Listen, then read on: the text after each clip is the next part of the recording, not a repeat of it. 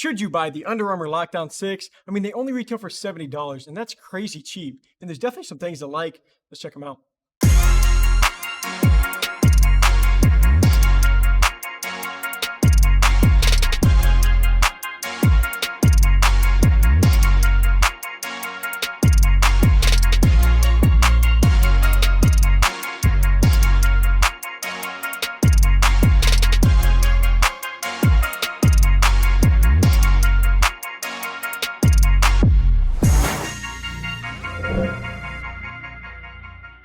Welcome back to our channel. Today I'll be breaking down different performance aspects like traction, support, cushion, and more. But first I'll go ahead and touch on some of the basic info really quick.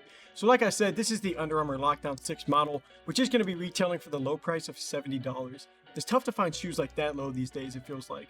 But this is pretty clearly the 6th shoe to release from this Lockdown shoe line.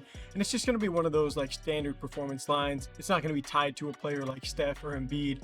I'm pretty sure those are like the only active player or only players with active signature shoe lines with Under Armour right now. But the Lockdown 6 definitely has a similar look to the 5s. And I didn't get to play in them or like, the first 4 ahead of that, but it's just not going to be a super flashy design. But I do like the nebula purple colorway though. But I mean, from the side of these, you're just going to get like that Under Armour logo. It is kind of cool how the traction pattern like bleeds onto the midsole.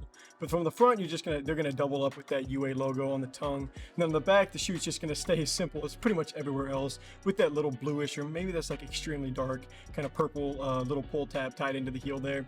I don't feel like Under Armour went out of their way to add like, a ton of details to this model.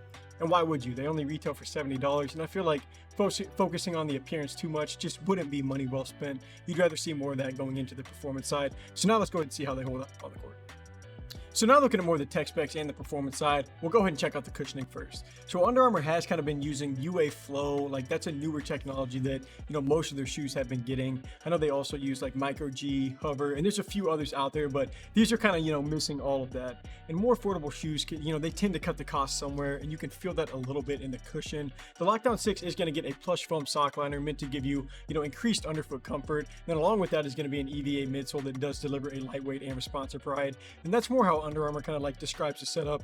And for the price, I mean, the cushion actually does play a little bit better than I would have expected. And now just don't take that and run with it, because the cushion's probably still going to be below average in general, but like for a $70 shoe, they do give you some like decent heel padding, and the sock liner is plush, just like Under Armour said. And it, it does feel that way. So that was a couple of spots on this model that I thought, they did do a pretty good job. But using our durometer to check out the midsole, I mean, these were reading at a 40.5, and that's pretty average, a little bit more on the firm side, but not by much. So, I mean, cushioning is going to be one of those categories for this shoe where, I mean, if you're like me and you play in some of those like 150, 175, ranging up towards $200 models, you will feel a pretty noticeable difference in comfort. But I mean, for shoes down in that $100, like that budget friendly price range, these stack up as good or better than most of them.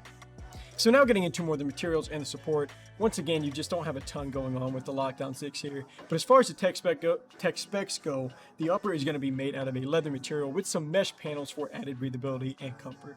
And on this shoe specifically, I mean, it's pretty easy to see the differences between like the filled-in portion covering the toe box and most of the upper. That's going to be the leather. And then, on the tongue, along with those like patches on the inner and outer side of the upper, that's going to be where that mesh material's at. And then if there's one thing that you can like nearly always count on with these cheaper shoes, it's that for the most part, they're going to be extremely light. And that's going to be good for like moving around quicker and stuff like that. It can sometimes be bad, if a shoe is light because, the brand put virtually nothing into the model. So maybe a little bit of that on this shoe. But I mean, they do check the light box for sure, weighing 394 grams for size 10.5. That is extremely light, especially whenever, they cover the shoe in leather and not as much with that mesh material.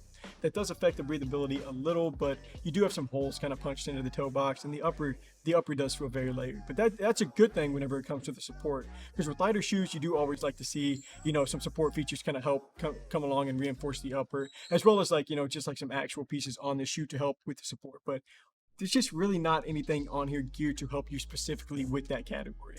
I mean, you're not going to get any midfoot bands from what I can feel. There's no straps, overlays, not a lot of that going on. But you actually do have a small outrigger kind of near the front of the foot. And that's just like a small curve that's like, I guess, kind of built out, extends out from the midsole, just to give you a wider brace, just for help with balance and stuff like that. Give your foot a little bit more support.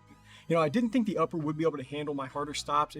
I said it felt layered, but at the same time, you know, without those extra pieces, felt like it might be thin. But honestly, I just haven't struggled. I thought there might be a little bit more movement than I'd want. So far, no issue. So a light shoe that seems to be nice with the support, that's what you want for this section.